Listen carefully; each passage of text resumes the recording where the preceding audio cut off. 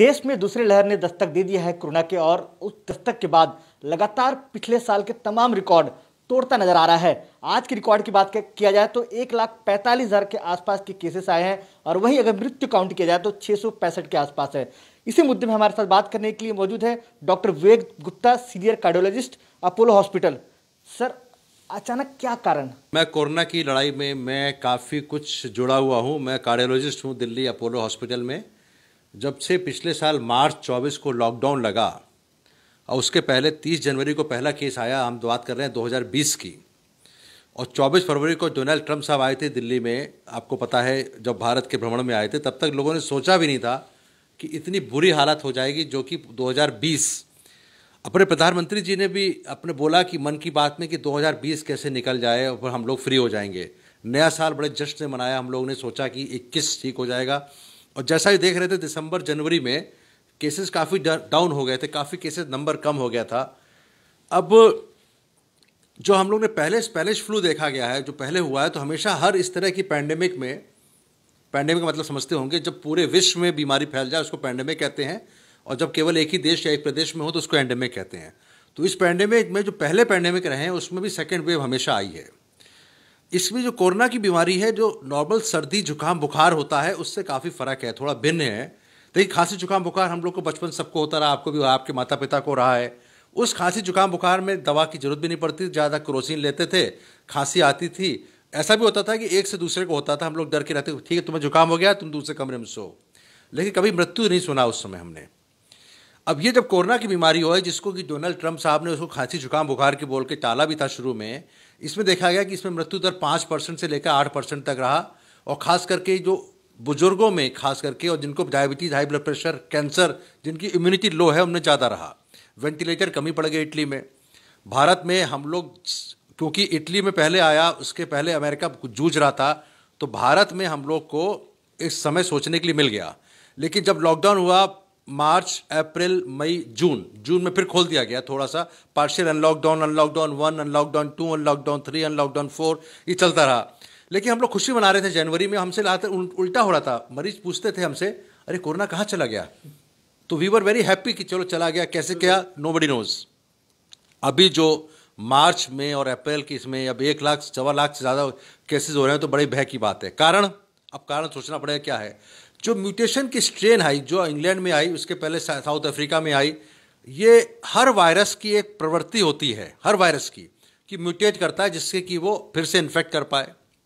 लेकिन जो mutant virus, double mutant virus आया है, इसमें खास करके इसमें it is much more infectious. मैंने कई फैमिली ऐसी देखी, अभी देखा होगा कई डॉक्टरों को हो रहा है।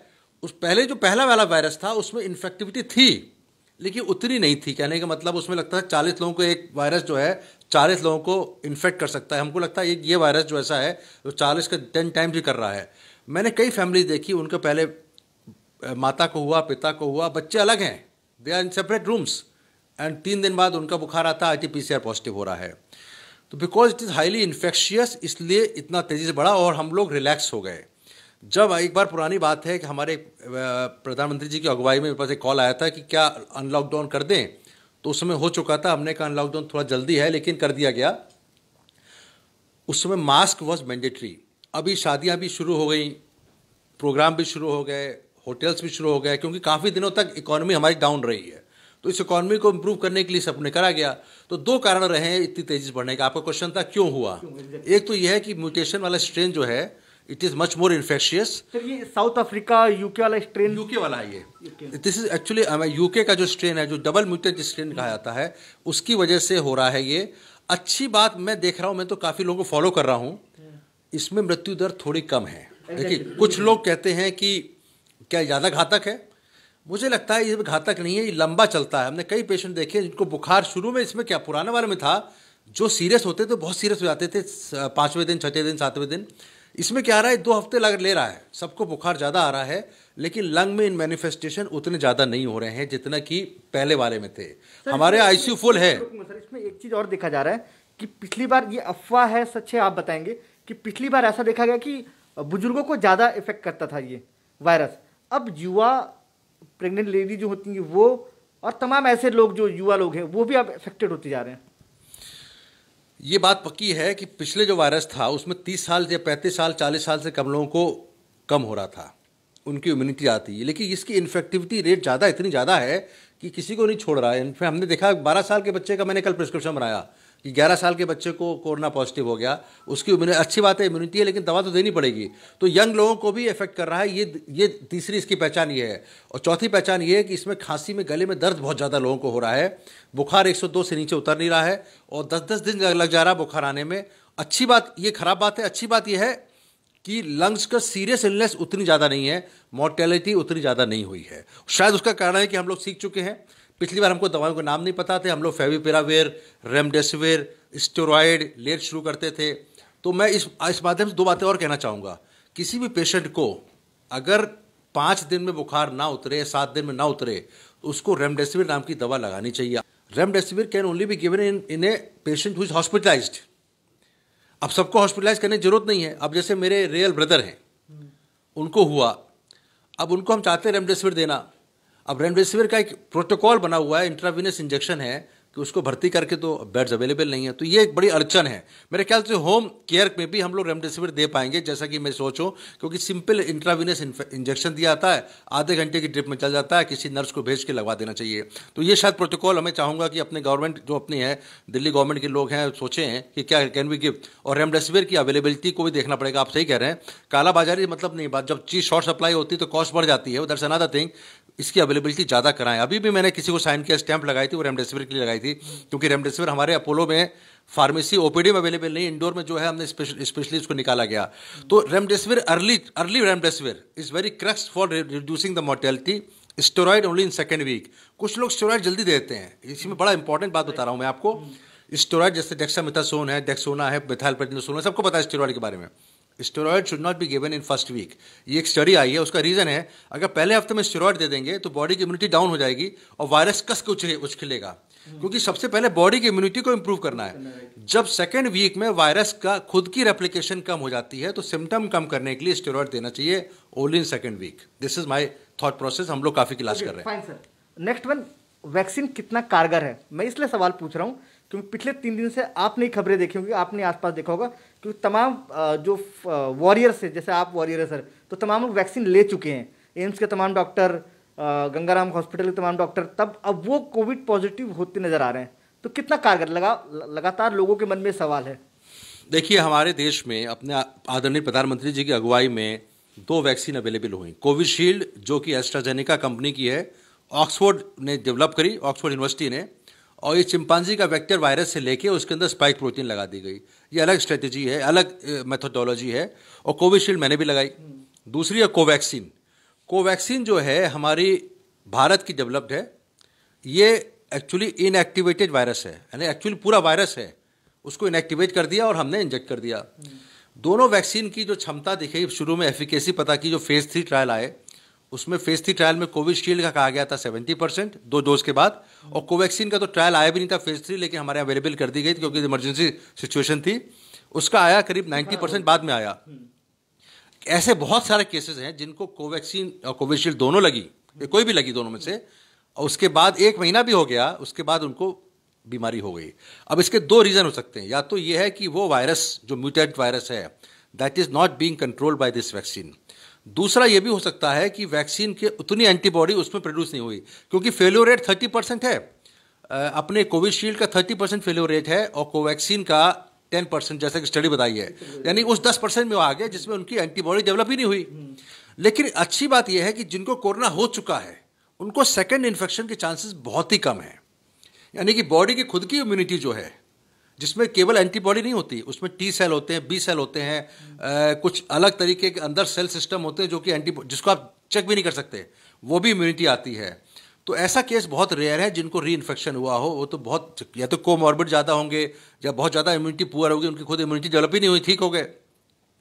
तो वैक्सीन फिर भी लगानी है। इसीलिए कहा गया है कि अगर किसी को कोरोना हो गया है, लेकिन ये चीज आपने कहा कि केसेस बहुत हो रहे हैं। हमारे रियल सिस्टर को हुआ लखनऊ में, she is a medical superintendent, उन्होंने कितनी वैक्सीन खुद लगवाई, और उन्होंने खुद वैक्सीन लगाई अपनी फरवरी में, उनको अप्रैल में 2 तारीख को उनको कोविड हो गया। लेकिन ये देखा गया है अभी तक, जो अभी it is very early to say, but I feel कि जिसको वैक्सीन लगी है उसको बहुत सीरियस नहीं होगा मामला। यानी कि they will be still protected partially, if not completely partially. लेकिन जैसा कि स्पाइक प्रोटीन वाला जो चेंजेस आए हैं म्यूटेंट वायरस में, उस वायरस में वैक्सीन में क्या किया, सारी स्पाइक प्रोटीन लगा दी हमने। फाइजर में mRNA में लगाई, इसमें चिंपांजी से वेक्टर वायरस लिया, लेकिन जो म्यूटेशन हुआ है BL16, जो पूरा नाम मुझे अच्छी तरह याद नहीं है, लेकिन वो जो हुआ है वो वैक्सीन कवर कर रहा है कि नहीं कर रहा है, जो मैं सोचता हूँ vaccine still protecting lot of people. अगर वैक्सीन वाले, अदरवाइज सारे वैक्सीन होते सबको अब तक हो चुका होता। हाँ। तो हुआ है, the percentage is very low, जो वैक्सीन के बाद भी बीमारी होना, the percentage is very low. Sir इस बार और देखा गया है कि पिछले बार जो फर्स्ट जो फेज था, फर्स्ट वेव कहा जाए, पहली लहर जो थी कोविड की, उसमें शहरों को घेरा था, अब गांव तक पहुंच रहा है। जैसे नागपुर हो गया रूरल एरिया, छिंदवाड़ा एरिया हो गया, मतलब छत्तीसगढ़ के कुछ रूरल, झारखंड के कुछ एरिया, तो अब ऐसे शहर, छोटे गांव जो है वो इसके चपेट में आ रहे हैं। तो वो का भी एक कारण क्या हो सकता है सर? नहीं, मेरे ख्याल से जो मैं सोचता हूँ उसका कारण यह है कि टेस्टिंग हम लोग वहाँ कर रहे हैं, अब ज़्यादा पहले नहीं हो रही होंगी। तो वो भी टेस्ट हो रहे हैं, लेकिन ये बात भी है कि शहरों से ज़्यादा गांव के लोगों में इम्यूनिटी ज़्यादा होती है। हमको ये लगता है तो मेहनत ज़्यादा करते हैं, फिजिकल एक्सरसाइज ज़्यादा करते हैं, जंक फूड नहीं खाते हैं वो लोग, सादा खाना खाते हैं, तो हमको लगता है गांव के लोगों में इम्यूनिटी ज़्यादा होती है। पहले कम हुआ होगा, लेकिन अब ये विरुलेंट वायरस, ये वायरस ज़्यादा इन्फेक्शियस है और टेस्टिंग भी ज़्यादा हो रही है। पहले इंटीरियर में टेस्टिंग नहीं हो रही थी, now more you test more you find it out. अभी कल प्रधानमंत्री जी ने इतना अच्छा बोला परसों, उन्होंने कहा कि 3T बोले, मैं रिपीट करना, 3T, test, track and treat. यानी टेस्टिंग ज़्यादा करिए, टेस्टिंग अवॉइड करेंगे तो दिक्कत हो जाएगी, फिर आपको बीमारी फैल जाएगी। तो मोर यू टेस्ट और ट्रैकिंग रखिए कि भैया होम आइसोलेशन, हम लोग क्या करते हैं, होम आइसोलेशन भी नहीं इतना बढ़िया हो पाता है। लेकिन आपको बता दें, ये वायरस ऐसा है, हमारा तो आपको खुद बता रहा हूँ, हमारे फैमिली, हमारे भाई को, उनके बिल्कुल अलग कमरे में थे, बच्चे बिल्कुल अलग थे, उनको भी हो गया। कहने कि this virus is very dangerous as far as infection is concern, सबको होना ही है, पूरी फैमिली चपेट में आनी है। तो हम तो कह रहे हैं पहले दिन से ही अगर दवाई दे दी जाए, आइवरमेक्टिन है, एजिथ्रोमाइसिन है, फेबिफ्लू है, तो शायद जल्दी ठीक हो जाएंगे लोग। हमको मृत्यु दर कम करनी है, हॉस्पिटलाइजेशन कम करना है। मैं गुजारिश करूंगा कि इस तरह कोई तरीका निकाला जाए कि नर्स जाए और रेमडेसिविर घर पे लगा के आ जाए, क्योंकि बेड्स की कमी सब जगह है। हमारे अपोलो बेड्स की अवेलेबिलिटी बहुत पुअर हो गई है, हर जगह से सर खबरें आ रही। सर एक आखिरी सवाल सर, जो आपने कहा कि देश में लगातार लोगों को जागरूक करना पड़ेगा, लोगों को बताना पड़ेगा, क्या लोगों के मन में अभी सवाल लगातार बना हुआ है, क्या लॉकडाउन ही एकमात्र रास्ता है, या क्योंकि जो कम्युनिटी स्प्रेडल हो रहा है, जो बढ़ रहा है, उसका कारण एक ही हो सकता है, लास्ट टाइम लॉकडाउन किया गया था, तो क्या दोबारा लॉकडाउन का रास्ता है? ये तो मेरे ख्याल से सरकार इसके बारे में ज़्यादा सही जवाब दे पाएगी, लेकिन एज ए डॉक्टर मैं कहूँगा कि lockdown is not the only answer. Lockdown से जरूर है कंटेन होगा, लेकिन बिना लॉकडाउन के हम अगर केवल मास्क मैंडेट कर दें, मास्क मैंडेटरी कर दें, चालान वालान तो अलग बात है, हमको हर कुछ वॉलंटियर्स होने चाहिए, हर रोड पे होना चाहिए, हर जगह होना चाहिए, उनसे कहें प्लीज़ मास्क पहन लीजिए, प्लीज़ मास्क पहन लीजिए। चालान करके डराने से फ़ायदा नहीं है। हमको I think we have to get our force mobilised, police force को, कि भैया अभी चोरों को कम पकड़ो, अभी कम से कम मास्क पहनाओ सबको। तो मास्क पहनाएं सब जगह जाए, प्लीज़ वियर द मास्क, चाहे एयरपोर्ट हो, चाहे रेलवे स्टेशन हो, चाहे शादी हो। शादी में भी अगर गवर्नमेंट की शादी हो रही अलाउड है, उसमें भी अगर गवर्नमेंट के 4 आदमी आ जाए कि सबसे कहें प्लीज़ मास्क पहनिए, मास्क पहनिए, मास्क पहनिए, दैट विल बी मैंडेट भी कर दें, रूल बना दें, लेकिन रूल के साथ साथ एक फोर्स होनी चाहिए, जो कि नहीं हमारे यहाँ है। हमारे पुलिस से लोग डरते हैं, पहन लेते हैं, बाद में नहीं पहनते। तो जागरूकता, मानसिक जागरूकता बहुत ज़रूरी है। मैं भी जब अपोलो के अंदर जाता हूँ तो राउंड पे, अभी कमरे में तो हूँ, ठीक है, 3-4 लोग हैं, you are wearing the mask, I am not wearing the mask, लेकिन कोशिश ये होनी चाहिए कि everybody should wear the mask all the time if they are out of their house. यही तरीका। लॉकडाउन अगर कर देते 1 महीने के लिए कंप्लीट लॉकडाउन, तो it can be helpful, it can be helpful, but whether it is technically and economically viable और not, whether I don't know. But I think अगर केवल लॉकडाउन ना भी हो तो कम से कम एक धारा जो 144 होती है ना, जिसमें कम लोग ज़्यादा ना करें, और वॉलंटियर्स भेजें, गवर्नमेंट के वॉलंटियर्स हों, तो केवल उनका काम यही हो, हर शहर पे, हर 2 जगह पे, हर शहर के 200, 500, 1000 आदमी लगे रहें कि भैया आपको सबको मास्क पहनना है, प्लीज़ मास्क पहनिए, अपने लिए, दूसरों की सेहत का ख्याल रखिए। I think that will be as good as lockdown. धन्यवाद सर बात करनी नवतेज टीवी के लिए। साफ देखा डॉक्टर विवेक गुप्ता ने बताया है कि मास्क जरूरी है अगर आपको इस कोरोना से लड़ाई लड़नी है, क्योंकि लॉकडाउन ही एकमात्र रास्ता नहीं है। देश और दुनिया की हर बड़ी खबर के लिए सब्सक्राइब करें नवतेज टीवी और पल पल के अपडेट्स के लिए बेल आइकन को दबाना ना भूलें, क्योंकि आपकी खबरों का भरोसेमंद साथी है नवतेज टीवी।